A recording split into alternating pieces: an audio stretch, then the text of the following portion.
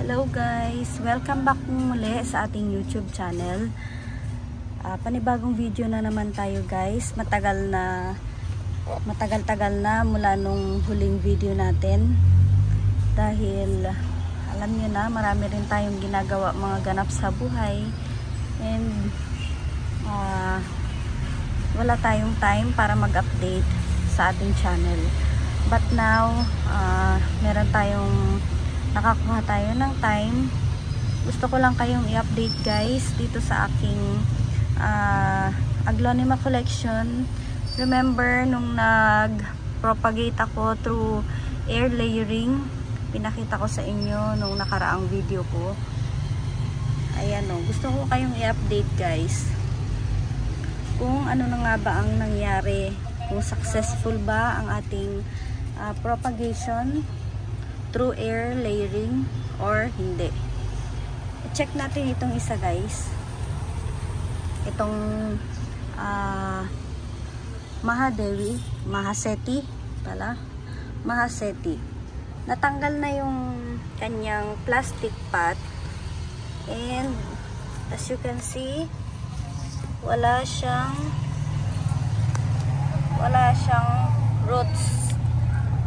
Walang roots guys na tumubo. Unsuccessful ang ating propagation dito sa aking Mahaseti. Hindi siya tinubuan ng roots. Ayan.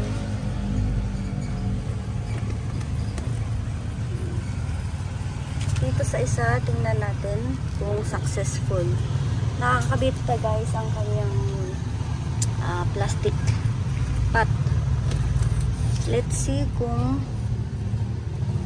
successful ba ang ating propagation sa aking haggis. Ayan.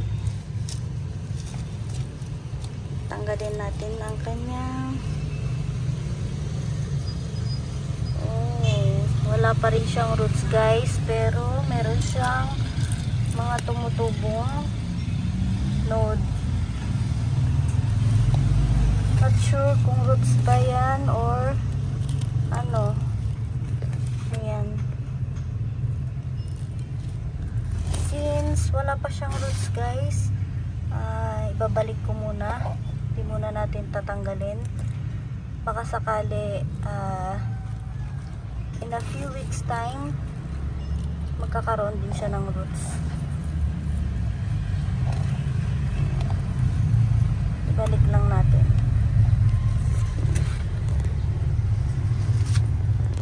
Dito naman sa aking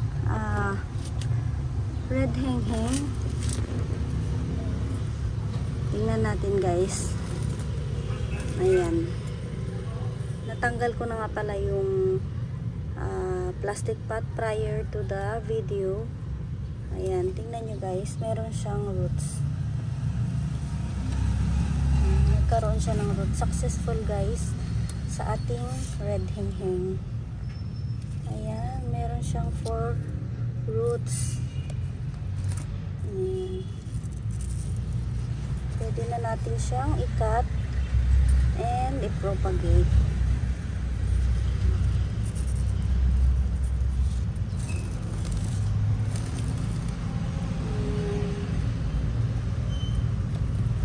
Gagawin natin dito guys ay ipakat lang natin sa pinakababa gamit ang aking matalim na knife cutter.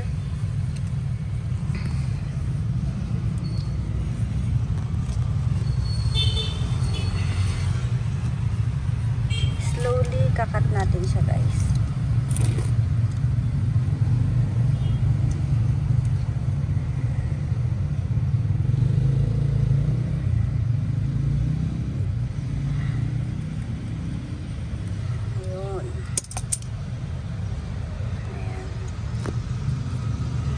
Na natin, and eto na siya.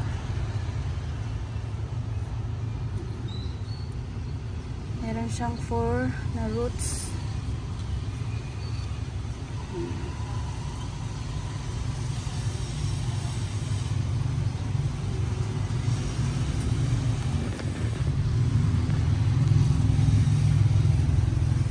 gagawin natin dito ay i-repat na natin, guys. But before that, lalagyan muna natin ng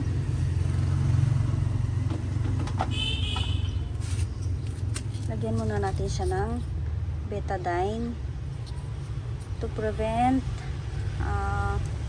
para mag-heal yung kanyang wound.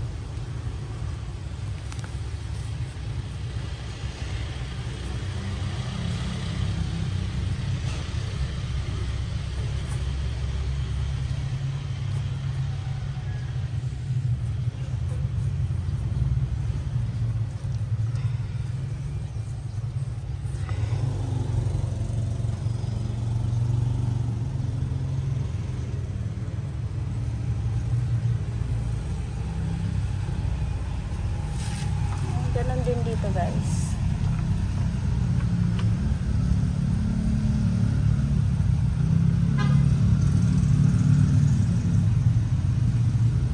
Patutuyuin lang natin saglit.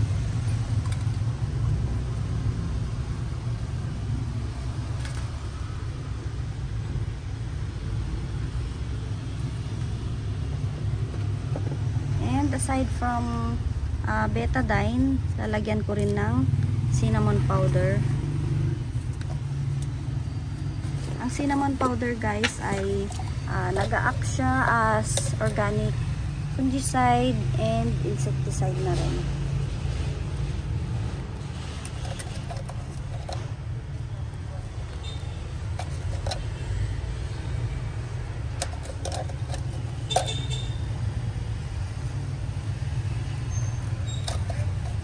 Ganun din dito sa kabila.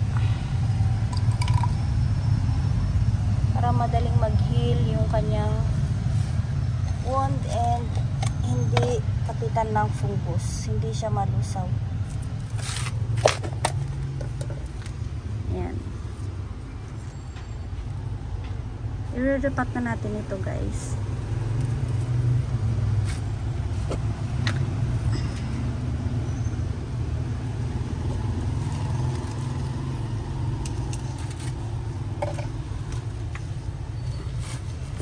Meron ako ditong pure rice hull. Ayan.